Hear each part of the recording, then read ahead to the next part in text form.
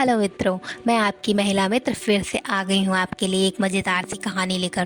तो चलिए बिना किसी देरी के शुरू करते हैं आज की कहानी। एक बार की बात है, एक लड़का जिसका नाम कियान था। कियान अपने पिता के साथ एक जंगल के किनारे ही एक छोटे से झोपड़ी में रहता था। उसके पिता काफ़ी बीमार थे और कियान के पिता एक दिन उसे अपने पास बुलाते हैं और कहते हैं कि बेटा, मैं तुम्हारी अच्छे से देखभाल नहीं कर पाया, मुझे माफ़ कर देना। और मुझे लगता है कि मैं ज़्यादा दिन तक ज़िंदा नहीं रहूँगा, तो मैं तुम्हें कुछ देना चाहता हूँ।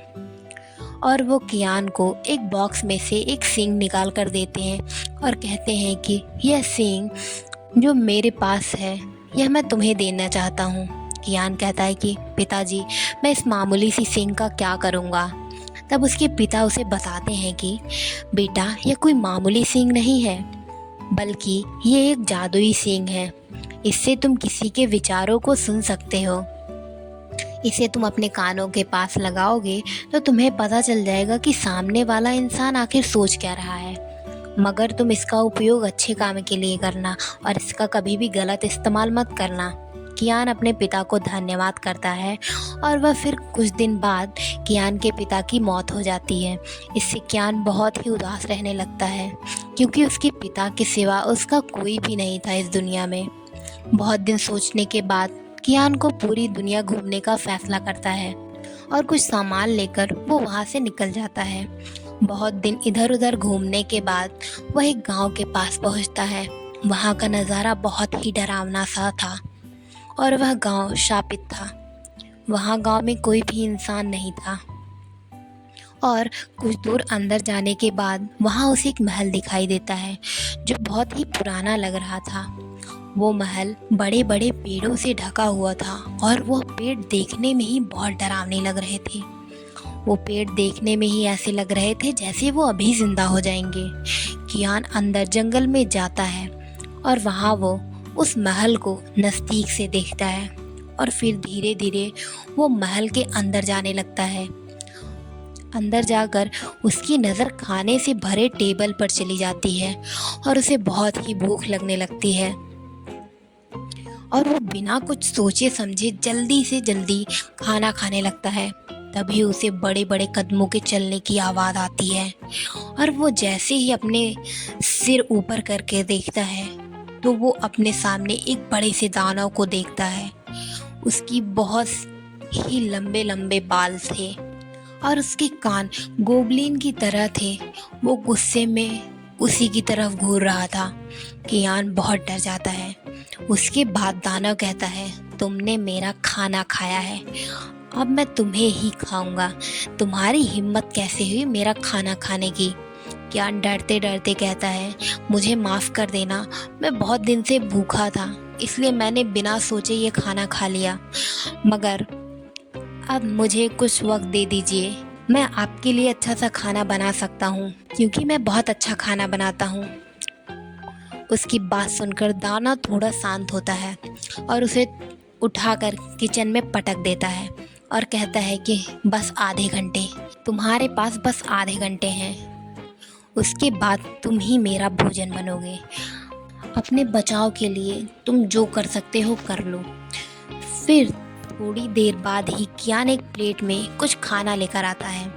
दानव जैसे ही उस खाने को देखता है और खाता है तो बहुत खुश हो जाता है, लेकिन कियान से ये बात छुपाते हुए कहता है कि तुमने खाना ठीक बनाया है, अब तुम यहीं रहोगे और मेरे लिए खाना बनाओगे। क्योंकि कियान के पास कोई दूसरा रास्ता नहीं था अपनी जान बचाने का, तो वो दानव की वह बात मान जाता है। कई दिन बीत जाते हैं। एक दिन दानव महल से बाहर चला जाता है तो कियान पूरा महल देखने लगता है। तभी सबसे अंधेरे और पीछे कमरे से किसी के रोने की आवाज़ आ रही थी। जब कियान उस कमरे में जाकर देखता है तो उसे एक बहुत ही बड़ा सा पिंजरा दिखाई देता है जिसमें एक लड़की कैद थी। यह देखकर कियान उसके पास जाते हुए कहता है कि तुम कौन हो और तुम यहाँ कैसे आई। तभी वह लड़की अपना नाम अलीशा बताती है और कहती है कि मैं ही इस राज्य की राजकुमारी हूँ और वह दानव मुझसे शादी करना चाहता है। और उसने मेरे पिताजी को भी मार दिया और गांव के लोगों को पेड़ों में बदल दिया और मुझे यहाँ कैद कर दिया है। अलीशा कहती है, प्लीज़ मुझे यहाँ से बाहर निकाल दो प्लीज़। कियान कहता है, मैं खुद यहाँ कैद हूँ और मुझे पता भी नहीं है कि मैं कैसे उस दानव को हरा पाऊँगा। उसके बाद कियान अलीशा को बताता है कि तुम चिंता मत करो, मैं कुछ भी करके तुम्हें यहाँ से आज़ाद कर दूँगा। उसके बाद कियान अलीशा को कहता है, तुम चिंता मत करो, मैं कुछ देखता हूँ कि मैं क्या कर सकता हूँ और मैं तुम्हें यहाँ से ज़रूर बाहर निकाल लूँगा। तब तक दानव के आने का भी समय हो जाता है तो कियान वहाँ से चला जाता है। उसी रात कियान जब दानव के लिए खाना लेकर आता है तो वह वहीं उसके पीछे खड़ा होकर उस सींग की मदद से उस दानव के विचारों को भी सुनने की कोशिश करता है। तभी वह सुनता है कि दानव अपने मन में सोच रहा था कि इस लड़के को शायद राजकुमारी के बारे में पता चल गया है, अब मैं इसे ज़िंदा नहीं छोड़ सकता। हालांकि वह मेरा कुछ नहीं बिगाड़ सकता क्योंकि उसको पता ही नहीं है कि मेरी सारी शक्तियाँ इन बालों में हैं, लेकिन फिर भी मुझे जल्दी से इसे मारना पड़ेगा और कल ही मैं इसे नाश्ते में खा जाऊंगा। यह सुनकर कियान डर जाता है और एक प्लान बनाता है।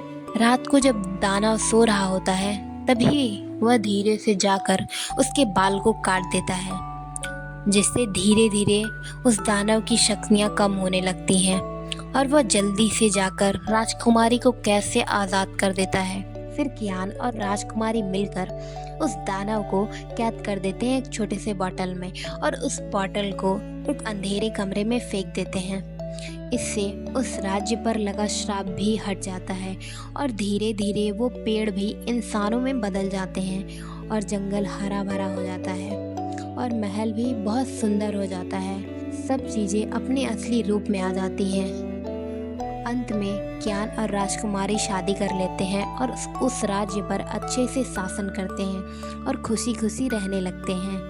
तो दोस्तों, ये रही हमारी आज की कहानी। आशा करती हूँ कि आपको यह कहानी अच्छी लगी और आप इस कहानी को अपने दोस्तों के साथ भी शेयर कर सकते हैं।